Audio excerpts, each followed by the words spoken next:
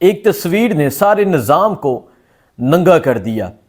اس تصویر کے پیچھے آخر وجہ کیا ہے آپ کو آج کے ولاگ میں بتاؤں گا۔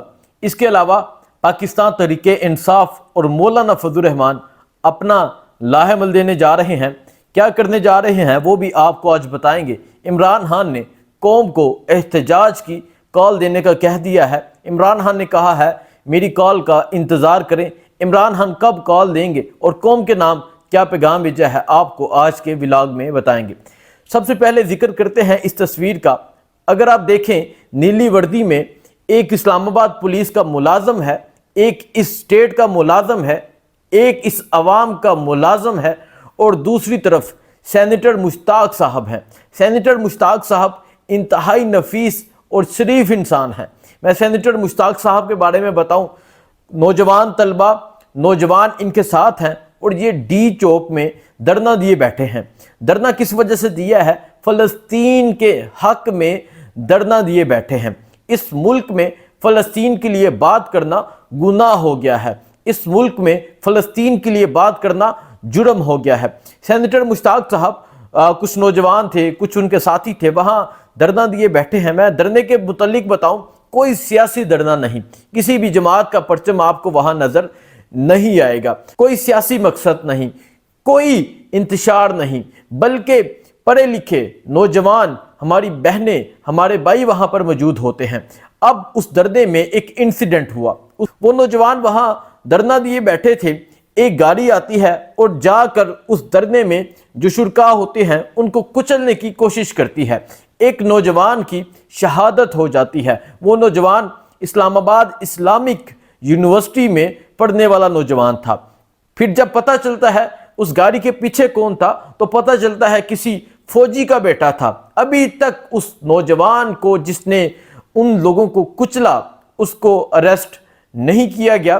سینیٹر مشتاق صاحب کہتے ہیں اس کی جگہ کسی اور پہ پرچہ ڈال کر اسے گرفتار کیا گیا ہے، جو اصلی مجرم ہے، جس نے جرم کیا، جس نے نوجوان کو کچلا، جس نے ان لوگوں کو مارنا چاہا، اسے نہیں گرفتار کیا گیا، بلکہ گرفتار کسے کیا گیا؟ ایک ان نون شخص پہ مقدمہ ڈال کے اسے گرفتار کر لیا گیا۔ اب یہ پولیس کیا کر رہی ہے؟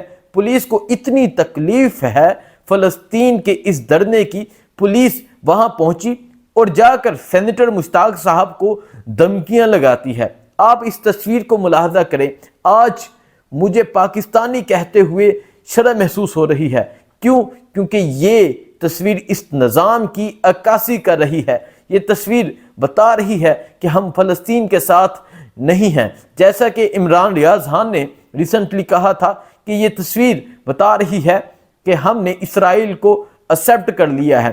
آپ اس تصویر کو دیکھیں اور اس پولیس والے کا غصہ دیکھیں۔ آپ اس تصویر کو لے کے آواز ضرور اٹھائیے گا۔ کیوں؟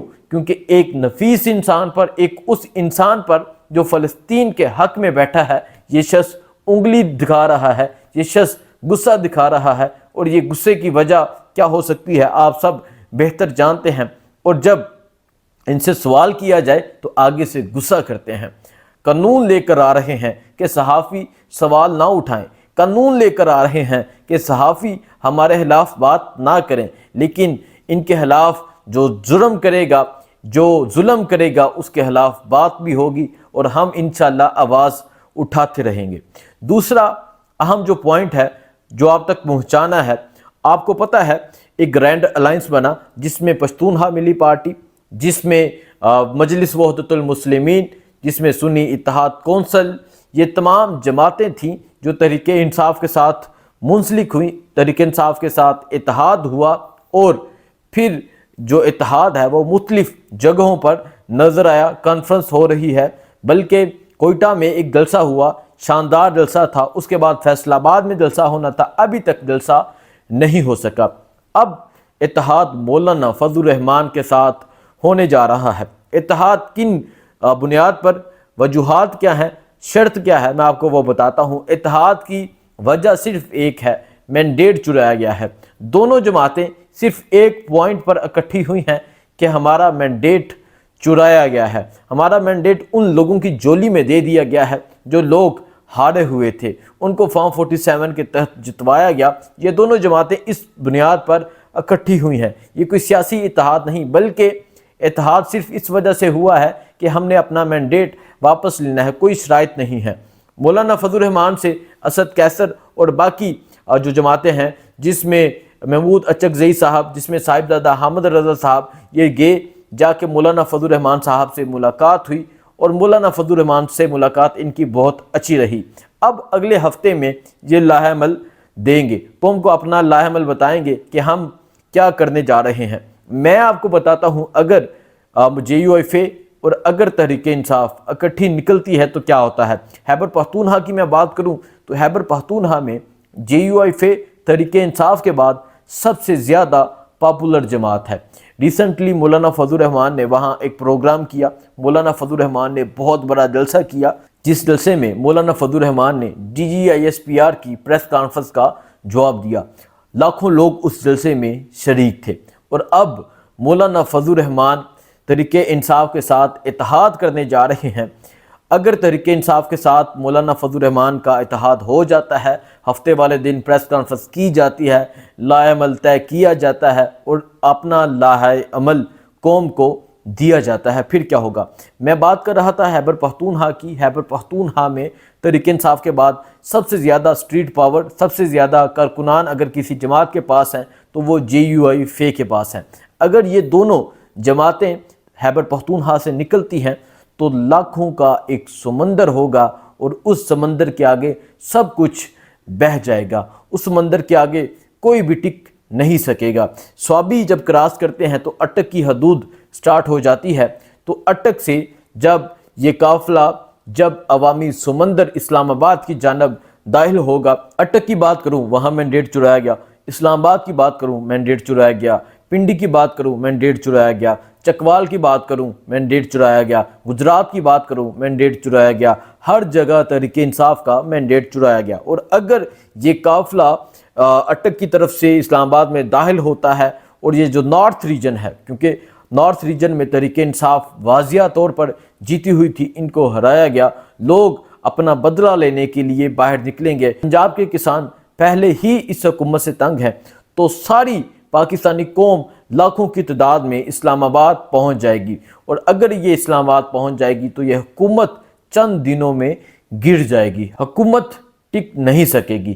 اس کی وجہ کیا ہے کہ لاکھوں لوگ اسلام آباد میں موجود ہوں گے۔ یقیناً یہ جو اتحاد ہو رہے ہیں، اس کی وجہ صرف یہ ہے کہ مینڈیٹ جو چرایا گیا ہے وہ واپس لیا جائے۔ میں بات کروں مولانا فضل الرحمان صاحب کی، تو مولانا فضل الرحمان سے یہ ریاست ٹکر نہیں لے گی، کیونکہ ان کے پاس سٹریٹ پاور ہے، تحریک انصاف کے پاس پاور ہے، تحریک انصاف کے پاس عوامی پاور ہے، تو وہ لاکھوں کی تعداد میں اسلام آباد پہنچ جائیں گے۔ عمران خان بھی احتجاج کی کال دینے جا رہے ہیں۔ عمران خان نے اڈیالہ جیل سے ایک پیغام بھیجا ہے۔ عمران خان نے کہا ہے کہ میں جلد احتجاج کی کال دوں گا، ساری پاکستانی قوم نے باہر نکلنا ہے، چاہے وہ تحریک انصاف کے امیدوار ہوں، چاہے کارکنان ہوں، چاہے تنظیمی لوگ ہوں، سب نے احتجاج کی تیاری کرنی ہے۔ میں جلد احتجاج کی کال دوں گا۔ تحریک انصاف نے احتجاج کی تیاریاں شروع کر دی ہیں، سوشل میڈیا پر پبلسٹی ہونے لگ گئی ہے، سوشل میڈیا پر ویڈیوز، سوشل میڈیا پر پکچرز اپلوڈ ہونے لگ گئی ہیں۔ حماد اظہر صاحب نے بھی کہا ہے کہ یہ حکومت گرمیوں میں ٹک نہیں سکے گی، یہ حکومت جلد گر جائے گی۔ تحریک انصاف کی تیاریاں نظر آنے لگ گئی ہیں، اور ہفتے والے دن دیکھا جائے گا کہ مولانا فضل الرحمان کے ساتھ مل کر تحریک انصاف کیا لاہ عمل دیتی ہے۔ اب قوم انتظار کر رہی ہے، اور عمران خان نے بھی قوم کو تیار رہنے کا حکم جاری کر دیا ہے۔ عمران خان نے کہا ہے کہ میری قوم تیار رہے، میں جلد احتجاج کی کال دوں گا، اور ساری قوم نے باہر نکلنا ہے۔ جو سب سے پہلے میں نے بات بتائی، بہت افسوسناک واقعہ ہے، اس پولیس والے کو، ان نیلی وردی والوں کو شرم آنی چاہیے کہ آپ کس طرح ایک سینیٹر پر انگلی اٹھا سکتے ہیں، آپ ہوتے کون ہیں؟ سب اس پر آواز اٹھائیے گا۔ مجھے دیجیے اجازت، اللہ حافظ۔